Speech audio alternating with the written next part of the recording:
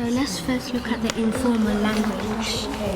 You've done the dear, you've started the letter and you've signed off with from, and that's informal language as well. So I'll write that down as good. Assessment for learning, as we now know it, is a way of involving children in monitoring their own learning, matching the way they learn to their approach to different subjects in the curriculum, and trying to understand where they have to go to next with any particular piece of learning. So, against the background that we have in the school anyway, of listening to children, school is no longer something that's done to them, it's something that they're partners in. Park Lane Primary is a one-form entry school in the London Borough of Brent. Assessment for learning in the school is constantly evolving, and as part of an action research project, teachers have been researching different learning styles to accelerate children's progress and encourage more active participation in their learning. 1, 2, 3, 4, 5. Students in Pippa McGeoch's Year 6 class are no longer grouped according to ability, but are seated in mixed ability groups, which are changed every 2 weeks. Differentiation is achieved through the choice of success criteria in this maths lesson. Okay, so now that you've seen the different things we're going to do, we now need to think about what choice of activity you're going to make. Okay? Now the first one, this is the easiest one, for those of you that need a bit more practice and to get you started off with this week's learning. The second choice, for those of you that really would like to try working in all 4 quadrants, is going to be an activity that you're going to do with me. The final task, the real challenge, is a game, a bit like the game Battleships, which you might have seen before. If the children are going to be able to assess their own learning, they have to know what that learning looks like and what the actual learning intention was initially, which is why we share our WALT, We Are Learning Too. And then the success criteria is basically a guideline for the children so that they know what they're aiming towards. Positive 3 minus 4. Positive 3 minus 4.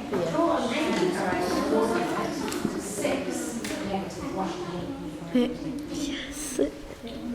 Really important that we remember either along the corridor and up the, or along the corridor and downstairs.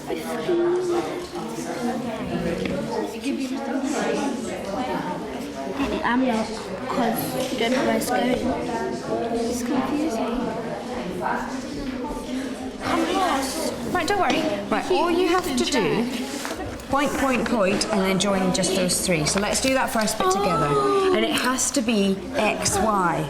Assessment for learning isn't an add-on, and I think it's extremely important because what it does, as well as helping children to understand what they're expecting to be learned, it also helps them to learn how to learn, and also it helps them to understand how well they're doing and how they can improve. Have a look against the success criteria. Use your highlighters. How could we use these again? What could we do with the highlighters? Hafsa. We can use the highlighters to highlight bits that they've done good, and probably with another colour you can highlight the things that they need to improve on. Good. And then Working with their learning partners, students peer assess each other's letter writing.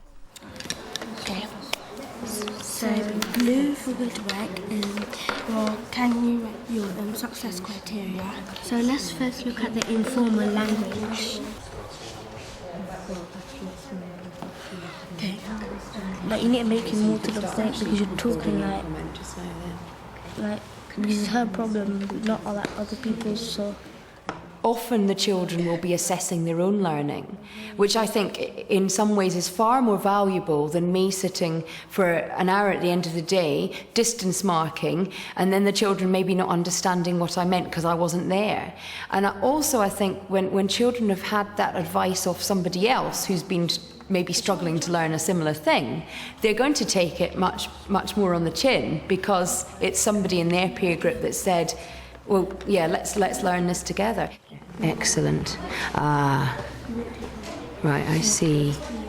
So why have you highlighted These bits here, Viren. Because Ismail was trying to keep it more to the point and try and sort it out. Okay, because she repeated quite a bit, right? Good point. So you can perhaps, if you finish doing this bit, you could perhaps work together on that first paragraph and maybe write it underneath. I realised that if children were going to be self-aware as learners, I wanted to make sure that the children actually had a real part in the whole process. So rather than just choosing their activity and then assessing against success criteria or assessing their learning, I wanted them also to be able to get the opportunity to say what they wanted to learn and how they wanted to learn it as well. And that's why I plan with the children. Now, looking at the first Walt, we are learning how to comment on the style and language of different news articles. Who had ideas for that part of the learning? Cherith. Maybe like a sort of game to match the layout and then match it up with the article that it would go into. Okay, that's a really good idea, and that will remind me of what you said. Thank you. Any other ideas for this, Walt? Lisa? We might have a bullying page. We could do a bullying page like with the problem page on it. So if people are being bullied and they don't mind writing it, they could write their problems in and we could like give them solutions. So if we put this maybe adapting text for different readers and purposes, or somewhere here, we could have a range of different types of writing in our newspaper. What about using a range of connectives? What could we do for that? You could have a game, like you can roll the dice and if you land on a connective it will pop up and you could use it. That's a lovely idea. That would be a nice... Certainly for the last 10 to 15 years, teachers have been very much given the message that they have to be in control of the children all the time. And so consequently, I think what has tended to happen is that children have become a great deal more passive in their learning, and teachers are having or appearing to work a lot harder. What Assessment for Learning does is really twist it round the other way, where children have to work a lot harder, or learn a lot harder, I prefer to say. And consequently, that means that teachers have to sometimes relinquish control to children. Right, you now may open your envelopes. Culture poems. Your mission is to explore the world of culture poems. You will need to mount a global hunt. Perhaps children in your group know some traditional poetry from their culture. Students use jigsaw learning to deepen their knowledge of poetry genres. This collaborative approach places the responsibility on the students themselves to research any given subject. Maybe we can use that poem that I just found, that ballad.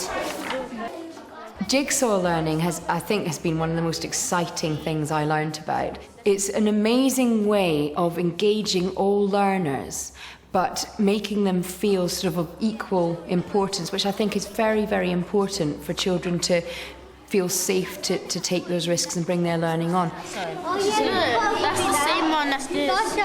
From the first creature we desire increase. Every second line rhymes.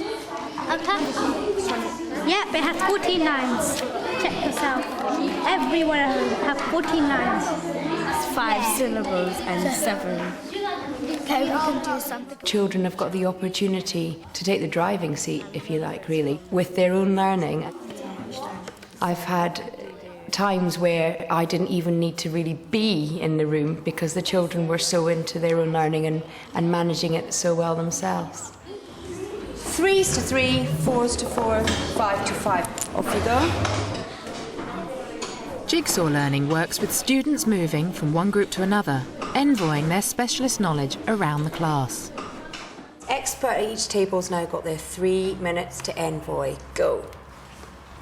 Me and my group, we were learning about haiku poems.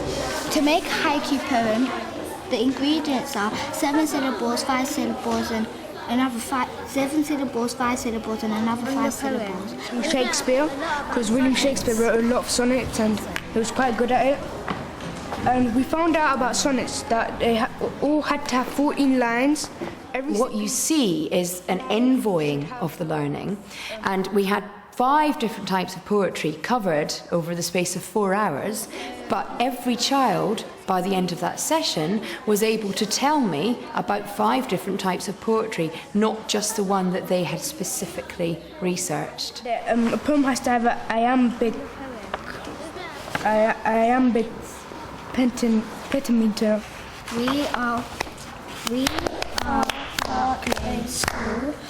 We have called us PLS.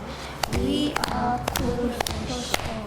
I think one of the advantages of assessment for learning is that it's an idea, it's a philosophy, it's a way of thinking about learning, but it's also very flexible. And depending on the age of the children that you teach, the context of the children, you can actually adapt the approaches, the philosophy, if you like, to your particular children, your particular needs. Head teacher Martin Francis and his senior management team take an active role in monitoring the effectiveness of these collaborative learning strategies.